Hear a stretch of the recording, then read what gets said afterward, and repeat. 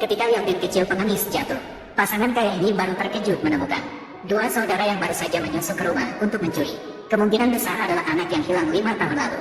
Hanya 5 tahun yang lalu, pembantu di rumah memanfaatkan ketika tuan rumah tidak ada, malah mendorong dua anak ke sungai. Untungnya, dua saudara diselamatkan oleh nenek baik hati dan dibesarkan hingga usia 5 tahun.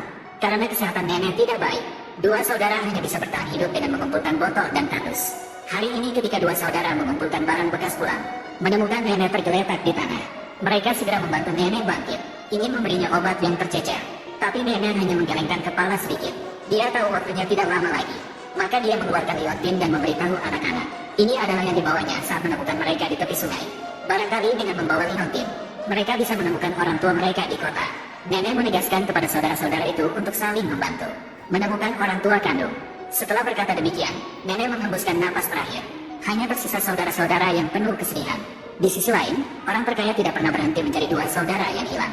Terus mencari tanpa menyerah. Menghabiskan 5 tahun dalam penyesalan. Dia mengira anak-anak diculik orang untuk meredakan rasa sakit di dalam hati. Maka dia mengadopsi seorang putri di panti asuhan. Namun dia tidak tahu, semua ini adalah konspirasi dari pembantu. Anak yang diadopsi juga adalah anak dari pembantu. Setelah mengubur nenek, saudara-saudara itu dalam keadaan terlantar, mereka datang ke kota untuk mencari orang tua. Karena tidak memiliki uang, mereka kelaparan selama 3 hari 3 malam. Hanya bisa mencari makanan di tong sampah di depan supermarket.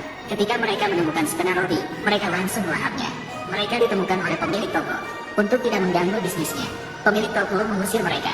Mereka yang putus asa hanya bisa bersembunyi. Kakak mengeluarkan liontin dan bertanya kepada pemilik toko apakah dia pernah melihatnya. Pemilik toko menjadi ragus setelah melihat liontin. Mereka berpikir pemilik toko akan mencuri liontin. Maka mereka berjuang mati-matian untuk merebutnya kembali. Pada saat itu, liontin jatuh ke tanah. Mereka berhasil merebutnya kembali. Namun suara pertengkaran membuat semua pelanggan di toko itu lari ketakutan.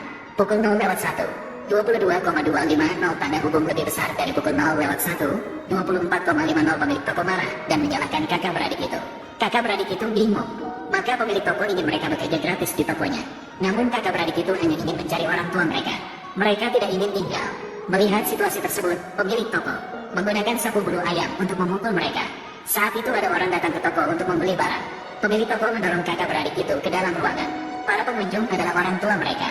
Namun, orang kaya tersebut tidak memperhatikan. Dia mengira pemilik toko sedang mengajar anak-anak nakal. Ternyata besok adalah ulang tahun putri yang diadopsi oleh orang terkaya. Dia datang untuk membeli harmonika untuk putrinya sebagai hadiah ulang tahun. Setelah orang kaya pergi, bos ingin mencari sesuatu yang berharga dari tas kakak adik. Mencari barang berharga, tapi tidak menemukan apa-apa. Saat itu, bos sepertinya teringat sesuatu. Ternyata besok adalah ulang tahun putri orang terkaya. Biasanya akan dirayakan dengan meriah. Tahun ini tidak terkecuali. Bos ingin kakak adik mencuri barang berharga saat kesempatan. Namun kakak adik dengan tegas menolak.